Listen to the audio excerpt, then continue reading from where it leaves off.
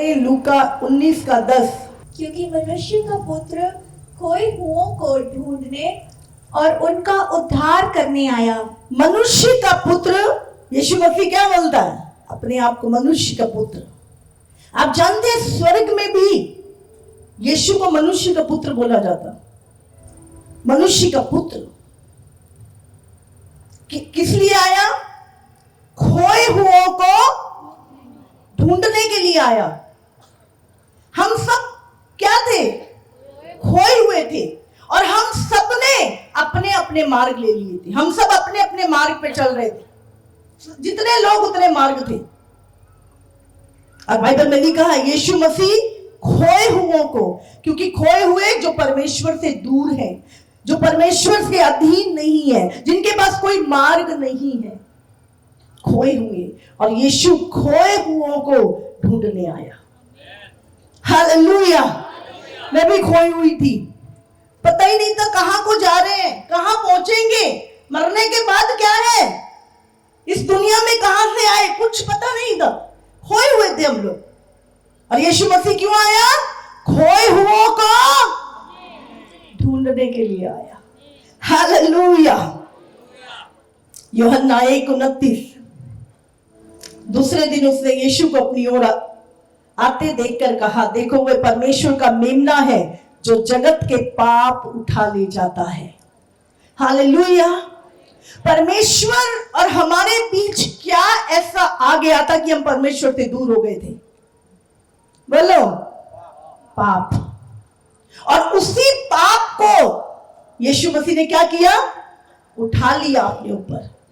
क्या लिखा है? वो जगत के पाप, यहां पे ईसाइयों के पाप नहीं लिखा, हाँ? या किसी यहूदियों के पाप नहीं लिखा। यीशु मसीह किसके पाप लेके गया? जगत के पापों को उठाकर लेके गया। हालेलुया। आप जगत में हैं कि नहीं? बाहर तो नहीं है जगत से, हम सब जगत में हैं। तो यीशु मसीह देखो वे परमेश्वर का मेमना है जो जगत का पाप उठा ले जाता है।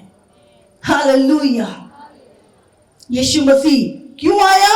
जगत के पाप जिसके कारण हम परमेश्वर से दूर हो गए थे। और यीशु मसीह जब जगत के पाप उठा के लेके गया तो क्या हुआ?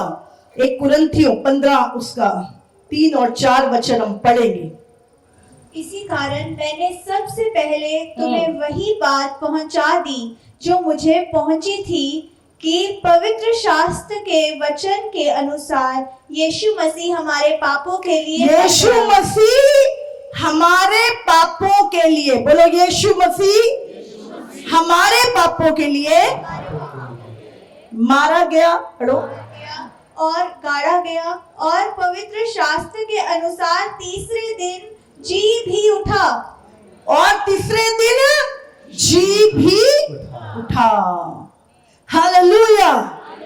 तो प्रभु यीशु मसीह क्यों आया? हमारे पापों को उठाने। और यीशु क्यों मारा गया? आज बहुत से मूर्ख लोग बोलते हैं जो अपने को नहीं बचा सका हमें क्या बचाएगा। मैंने बोला जिस दिन समझ में आ गया ना, रो रो के तुम्हारे आंसू बहेंगे कि यीशु मसीह ने मेरे लिए क्या किया है। लिखा वो हमारे पापों के लिए मारा गया, गाड़ा गया और पवित्र शास्त्र के अनुसार तीसरे दिन मुर्दों में से जी उठा। वो जीवित परमेश्वर है। हालेलुया। और 2 कुरिन्थियों 5 का 18 और 19 वचन हम निकाल लेंगे। ये सब बातें परमेश्वर की ओर से हैं, जिसने मसीह के द्वारा अपने साथ हमारा मेल मिलाप कर लिया। क्या लिखा है यहाँ पर? ये बातें सब परमेश्वर की ओर से है जिसने मसीह के द्वारा, किसी और के द्वारा नहीं, यीशु मसीह के द्वारा हमारे साथ फिर से मेल मिलाप कर लिया। हालेलुया। और यहाँ पे लिखा, आगे पढ़ेंगे, और मेल मिलाप की सेवा हमें सौंप दी। और मेल मिलाप की सेवा सौंप दी। पहले क्या किया? यीशु मसीह के द्वारा हमारे साथ, हम जो खोए हुए थे पाप के कारण, हमारे पापों को उठाया और उसके बाद मेल मिलाप की सेवा सौंप दी। ना केवल उसने हमसे मेल किया, पर मेल मिलाप की सेवा और भी खोए हुए हैं, उनको भी ढूंढो, उनका भी मेल, मेरे बच्चों का, पूरे जगत का मेल मुझसे करवाओ। मेल मिलाप की सेवा भी हमें सौंप दी। हालेलुया। आगे बढ़ेंगे। अर्थात परमेश्वर ने मसीह में होकर अपने साथ संसार का मेल मिलाप कर लिया। परमेश्वर ने यीशु मसीह में होकर, परमेश्वर यीशु मसीह में होकर आया और संसार जो परमेश्वर से दूर था उसके साथ मेल मिलाप कर लिया। हालेलुया। और उनके अपराधों का दोष उन पर नहीं लगाया और उसने मेल मिलाप का वचन हमें सौंप दिया है। और हमारे जो अपराध थे उसका दोष हम पर नहीं लगाया, लेकिन अपना वचन हमें सौंप दिया। इसीलिए बाइबल में लिखा है, अब जो मसीह में है वो नई सृष्टि है, पुरानी बातें बीत चुकी है। हालेलुया। देखो सब कुछ नया हो गया। और सचमुच ये वही बोल सकता है जिसने सब कुछ नया अपने जीवन में यीशु के द्वारा देखा हो। हालेलुया। और सचमुच प्रभु यीशु मसीह, जब एक वचन और निकालेंगे, इसकी 17 वचन भी हम पढ़ते हैं। इसलिए यदि कोई मसीह में है वो नई सृष्टि है। बोलो बोलो बोलो, अब जो मसीह में है वो नई सृष्टि है, वो नई सृष्टि है।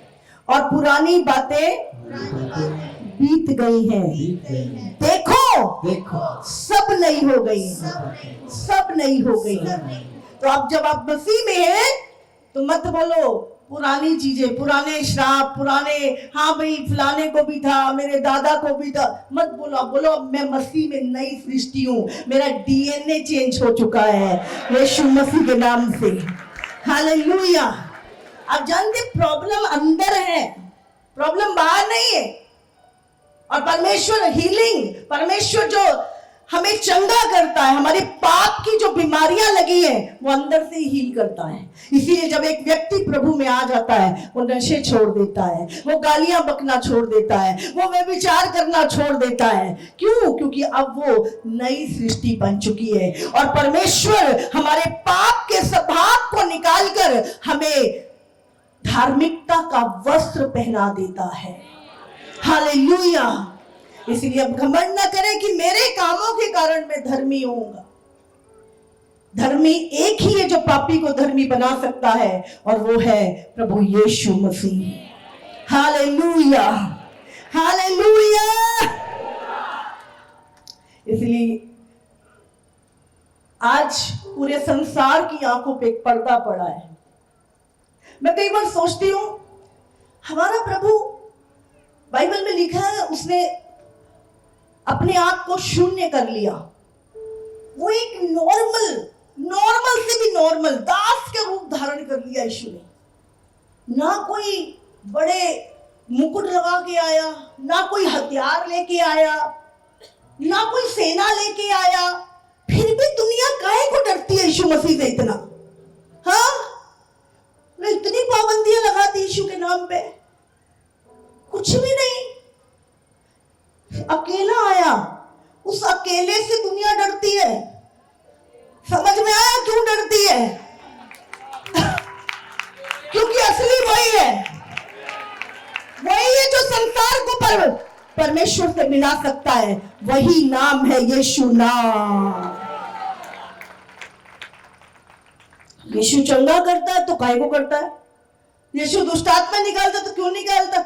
अगर परमेश्वर है तो बिना सामर्थ्य है, मतलब परमेश्वर है पर सामर्थ्य नहीं है। मतलब कैसे? मछली तो है पर बिना पानी के। समझ रहे? जब परमेश्वर आएगा तो सामर्थ्य घर पे रख के आएगा। हाँ, घर पे रख के आएगा। जब परमेश्वर आएगा तो बोलने होने की जरूरत नहीं है, सामर्थ पहले आएगा। तो आपने फील की होगी वो सामर्थ आज यहां पर। हालेलुया। कितनी पाबंदी यीशु के नाम पे। पूरी दुनिया में सबसे ज्यादा किसी का विरोध होता है तो यीशु का होता है। मैं तो सोचती हूँ ना सेना ना हथियार, एक चोगा पहने ही कैसा यीशु है जिससे राजा डरते हैं। हालेलुया। हेरोदेस जब सुना दुनिया का मुक्तिदाता आने वाला है, बोला जितने 2 साल के कम बच्चे सबको मरवा दो। राजा डर जाते हैं यीशु के नाम से। वो राजाओं का राजा है, वो प्रभुओं का प्रभु है। मूसा जब आया फिरौन डर गया, उसने भी वही काम किया था।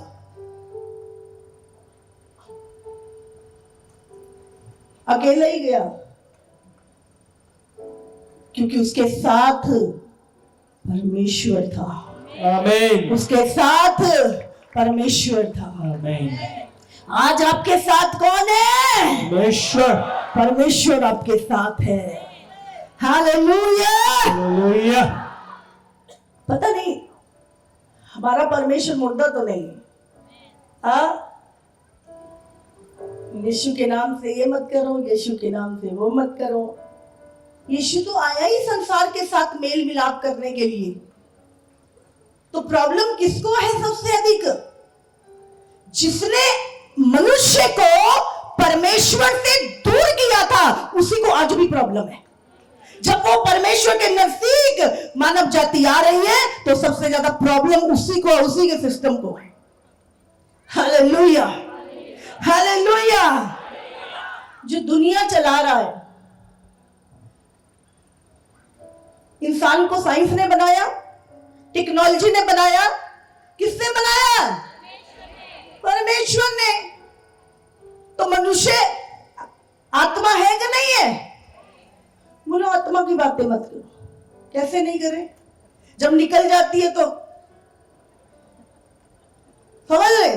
तो आत्मा है तो इसका बनाने वाला परमात्मा भी है। हालेलुया। और अगर मनुष्य उसका इनकार करेगा तो हमें पता है उसका होना क्या है। तो अपने बनाने वाले परमेश्वर का इनकार मत करें। आज साइंस और एक तारे नहीं गिन पाई अभी तक। गिनती नहीं पता कितनी है तारों की। मेरा खुदाबंद एक एक तारे का नाम लेके बुलाता है। वो परमेश्वर एक एक तारे का नाम उसको याद है जिसकी गिनती इंसान नहीं कर पाया अभी तक। और हम कहते हैं हम बड़े दिमाग वाले लोग हैं। उस परमेश्वर से मत लड़ो, उसका सामना ना करो। छोटी सी चीज आपको पता नहीं, वो खुदावंद है। उसके कामों को हमने देखा है। उसको मिटाने वाले खुद मिट गए पर वो बढ़ता जा रहा है। हालेलुया। इसलिए परमेश्वर की सामर्थ पे भरोसा करें। कितना प्यारा परमेश्वर है, शांति का राजकुमार। क्या कहता है? प्रेम करो, सबको प्रेम करो, पड़ोसी को भी प्रेम करो, शत्रुओं को भी प्रेम करो, सताने वालों से भी प्रेम करो, मारने वालों से भी प्रेम करो। कैसा खुदाबंद है, कैसी शिक्षा है उसकी, फिर भी लोग यीशु से नफरत करते हैं। ऐसी शिक्षा तो किसी की भी नहीं है जो यीशु सिखाता है। हालेलुया। यीशु जैसा प्रेम कोई नहीं कर सकता। आप जानते हैं लोग यीशु से डर, यीशु के प्रेम से डरते हैं जो उसने हमारे ऊपर उड़ेला है। आप जानते हैं नफरत की ताकत से बढ़कर है प्रेम की ताकत। बाइबल में लिखा है प्रेम, नदियां भी प्रेम को बुझा नहीं सकती। यह है प्रेम की ताकत। इसलिए इस दुनिया में सबसे ताकतवर जो है वो यीशु है। यीशु है जिसका नाम ही प्रेम है। हालेलुया। लूका 4 उसका 36 हम पढ़ेंगे वचन को। इस पर सबको अचंभा हुआ और वे आपस में बातें करके कहने लगे, ये कैसा वचन है, क्योंकि वह अधिकार और सामर्थ के साथ अशुद्ध आत्माओं को आज्ञा देता है और वे निकल जाती हैं। इस प्रकार चारों ओर हर जगह उसकी चर्चा होने लगी। हालेलुया। जब यीशु मसीह उस जगह पर था और वो काम कर रहा था, लोगों को चंगा कर रहा था। अगर आज आपके अंदर विश्वास है कि यीशु मसीह वही आज यहां पर है, तो वचन सुनते सुनते प्रभु कार्य करेगा जीवन में। और वो अचंभा करने लगे, बोले किस सामर्थ और अधिकार से काम करता है, ये दुष्ट आत्माओं को डांटता है और वो निकल जाती है। और वो सब जगह यीशु मसीह का यश फैल गया। और बाइबल में लिखा है यीशु मसीह आज भी, मतलब परमेश्वर है पर तू दया मत कर। तू चंगा कर सकता है पर चंगा नहीं करना किसी को। तू अशुद्ध आत्माओं को निकाल सकता पर करना नहीं है। वो कैसे पॉसिबल है कि जहां प्रभु है वहां प्रभु की सामर्थ ना हो ही नहीं सकता। हालेलुया। यीशु मसीह आया हमारी पाप की बेड़ियों को तोड़ने के लिए। यीशु मसीह आया नशों की बेड़ियां तोड़ने। यीशु मसीह आया बीमारियों की बेड़ी तोड़ने। यीशु मसीह आया शैतान की बेड़ियां तोड़ने हमारे जीवन से। उसने कहा वो क्यों आया, इसलिए आया ताकि शैतान के कामों को हमारे जीवन से नाश करे। नफरत, बाइबल कहती है वो भक्ति का भेष तो धरेंगे पर उसकी शक्ति को नहीं मानेंगे। इसलिए हमें भेष नहीं, हमें विश्वास करना है हमारा परमेश्वर सामर्थी है। Hallelujah, hallelujah. परमेश्वर है, बोलो। सारी दुनिया के एक मालिक है, सबका मालिक एक। अगर वो मालिक है तो अपने बनाने वाले के जीवन में कुछ भी कर सकता है, क्योंकि हम उसकी सृष्टि है। Hallelujah, hallelujah. तारीफ करे परमेश्वर की। बाइबल कहती है, हम ज्यादा नहीं एक वचन और पढ़ेंगे, रोमियो 1:18। प्रभु किसी से तो बात कर रहा आज। वहां लिखा है परमेश्वर का क्रोध तो उन लोगों की सब अभक्ति और अधर्म पर स्वर्ग से प्रकट होता है जो सत्य को अधर्म से दबाए रखते हैं। हालेलुया। आप जानते हैं परमेश्वर का क्रोध उन लोगों पर स्वर्ग से प्रकट होता है जो सत्य को अधर्म से, पाप से दबा के रखते हैं। आज लोग अपनी लज्जा की बातों पर घमंड करते हैं, पाप पे घमंड करते हैं, गलत कामों पे घमंड करते हैं और सत्य को दबाते हैं। प्रभु कहता है ऐसे लोगों के ऊपर क्रोध स्वर्ग से प्रकट होगा। हालेलुया। आज हम देख रहे पूरी दुनिया में भूकंप, भूचाल, बाढ़े, प्लेन क्रैश, कितनी सारी आपदाएं पूरे विश्व में आ रही हैं।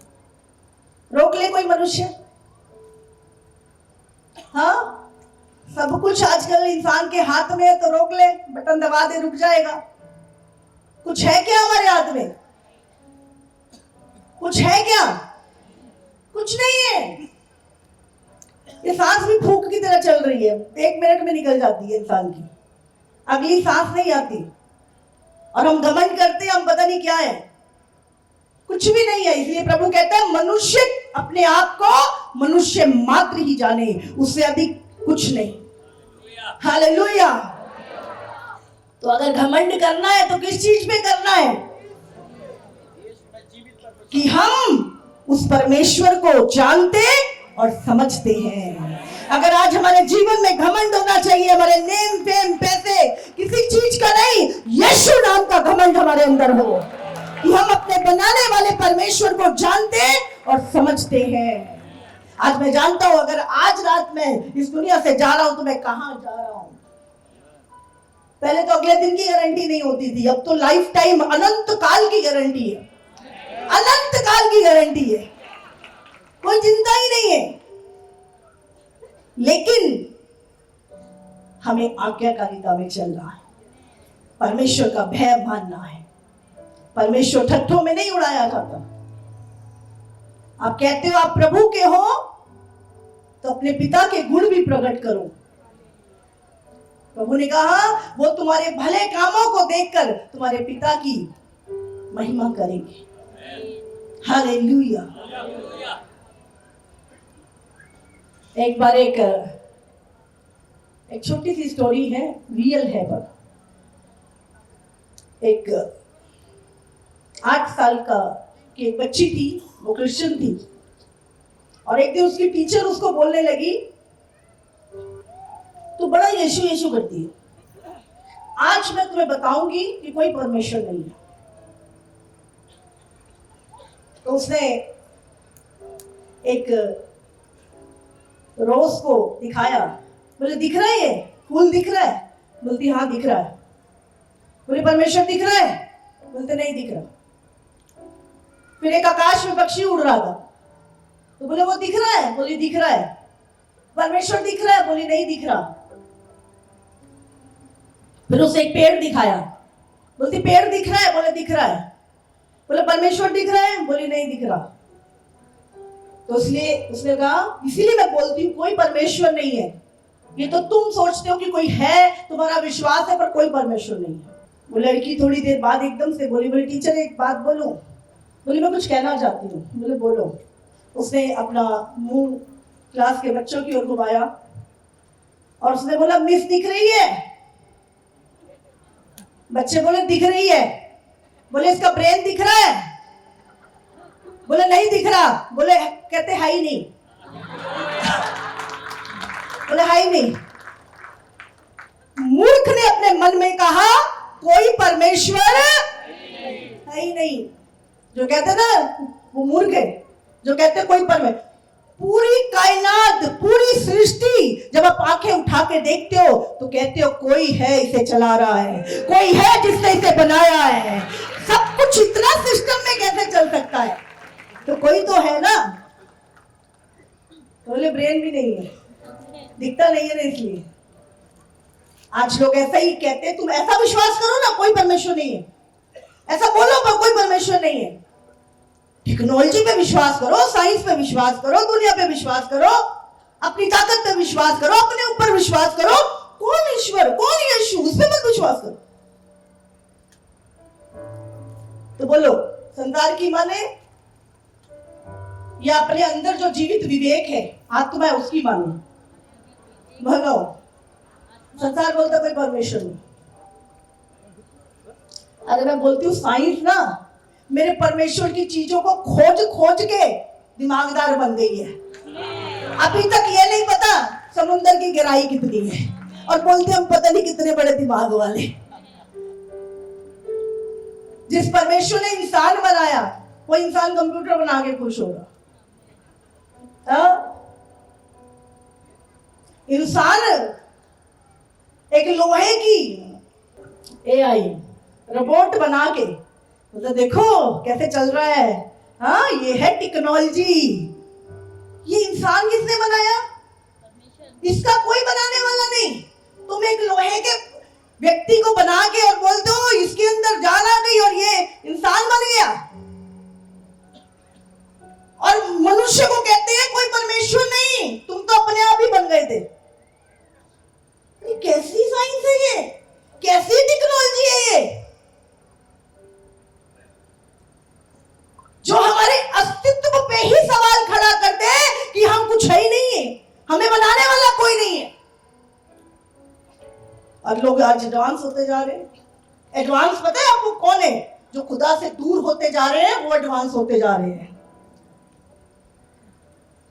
और यही मूर्खता है सबसे बड़ी मनुष्य की, जो अपने बनाने वाले से दूर हट रहा है, जो उसे खोज ही नहीं रहा। Hallelujah, hallelujah. तो जिसने हमें बनाया है सोचो एक बार, जाग रहे हो। यीशु मसीह कहीं भी पूरी बाइबल में नहीं लिखा यीशु मसीह ईसाइयों के लिए आया। यीशु मसीह जगत के लिए आया, और उस जगत में सब है, सब। हर देश, हर मनुष्य, हर जाति, सबके लिए प्रभु यीशु आया। Hallelujah, hallelujah. वो भेदभाव नहीं करता, वो पक्षपात नहीं करता। जितने उसके पास आते हैं वो सब शिफा देता है, सबको मुक्ति देता है, उद्धार देता है, चंगा करता है। वो भेदभाव नहीं करता, पर इंसान भेदभाव करते हैं। Hallelujah, hallelujah. प्रकाशित वाक्य 20 उसका 11 पढ़ेंगे। फिर मैंने याद रखो एक चीज, हर एक व्यक्ति का न्याय होगा। जिसने जो भी अपने जीवन में किया है, सबको अपना अपना लेखा उस परमेश्वर को देना पड़ेगा। देना पड़ेगा, नहीं पड़ेगा? जब चोरी करते तो डर काहे को आता है? कुछ भी गलत करते हैं, भले हम यीशु को नहीं जानते, पर एक डर आता हमेशा। वो डर क्यों आता है? गलत काम करने से, पाप करने से। तुम्हारा विवेक भी गवाही देता है कि जो तू करता है ये गलत है। जो तू कर रहा है ये गलत है। तुम्हारे अंदर की अंदर आत्मा भी गवाही देती है कि एक दिन आएगा जब तुझे इसका लेखा देना होगा। इसीलिए डर आता है। हालेलुया। बाइबल बताती है, आप जानते हैं न्याय कौन करेगा? सारी जातियों का न्याय कौन करेगा? सारी जातियों से लेखा कौन लेगा?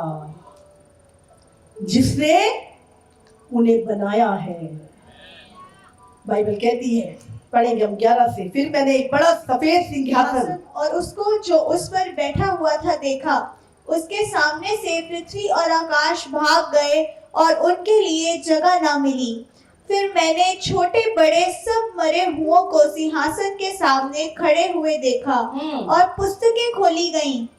और फिर एक और पुस्तक खोली गई, अर्थात जीवन की पुस्तक। और जैसा उन पुस्तकों में लिखा हुआ था वैसे ही उनके कामों के अनुसार मरे हुओं का न्याय किया गया। हालेलुया। किसका न्याय किया गया? जो इस जीवन से तो चले गए हैं, शरीर छोड़ दिया है, पर सब दुनिया जानती है आत्मा कभी मरती नहीं है। हाँ, पर उसका एक दिन लेखा होगा और उसके बाद डिसाइड होगा कौन से वाले घर में रहेंगे, नरक या स्वर्ग। आज बोलते हैं सब बात करो, नरक स्वर्ग की बात मत करो। आप जानते शैतान ना बीच वाला है। वो कभी नहीं चाहता कि आप शुरू या अंत को जानो। वो कहता बीच बीच में रहो, बस बीच बीच में। जिस दिन आपने शुरुआत ढूंढनी शुरू कर दी, अंत आपको मिल जाएगा, अंत आपको मिल जाएगा। मेरे जीवन में दोनों की खोज थी। शुरुआत भी कहां से हुई और अंत भी कहां है। जिस दिन किसी व्यक्ति ने शुरुआत और अंत के विषय में सोचना शुरू कर दिया, उसी दिन यीशु मिल जाएगा। हालेलुया।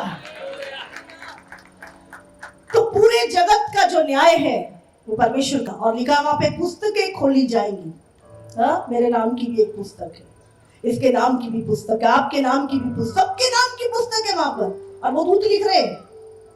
बाइबल में लिखा यहोवा के भय मानने वालों ने आपस में बातें की और यहोवा ध्यान धर के सुनता था और उनके नाम के निमित्त एक पुस्तक लिखी जाती है। मलाकी में लिखा है, और सब काम जो उन्होंने किए। और एक दिन आएगा जब परमेश्वर फर्क करेगा। और उस दिन परमेश्वर क्या फर्क करेगा? बाइबल में लिखा है, अगर आप 22-12 में पढ़े, देख मैं शीघ्र आने वाला हूं और हर एक के काम के अनुसार बदला देने के लिए प्रतिफल मेरे पास है। हालेलुया। इसलिए कहते हैं मसीह में की गई मेहनत कभी बेकार नहीं जाती। आज आप दुख सह रहे हैं, सताव उठा रहे हैं, मुश्किलों में हैं, विरोध हो रहा है, कुछ भी क्यों? यीशु नाम के कारण। याद रखिए, आपके पापों के कारण आप दुख उठा रहे हैं, उसका कोई प्रतिफल नहीं है, उसकी सजा ही है। लेकिन यीशु नाम के कारण अगर आप दुख उठा रहे हैं, सताव सह रहे हैं, तो याद रखिए उसका एक बड़ा प्रतिफल है जो यीशु के हाथ में है। और जब वो आएगा वो उसे आपको देगा। हालेलुया। वो जीवन का मुकुट हमें देगा और वो कहेगा, हे मेरे विश्वास योग्य बेटे, मेरे विश्वास योग्य दास, तू थोड़े में विश्वास योग्य रहा, तूने मेरे नाम का इनकार नहीं किया, और एक दिन आएगा जब यीशु सबके सामने बोलेगा, ये मेरा प्रिय पुत्र है, ये मेरा प्रिय पुत्र है, और जीवन का मुकुट आपको पहनाएगा। Hallelujah, hallelujah. सचमुच प्रभु हमसे प्रेम करता है। कोई किसी के लिए नहीं सहता, यीशु ने हमारे लिए किया। Hallelujah, hallelujah.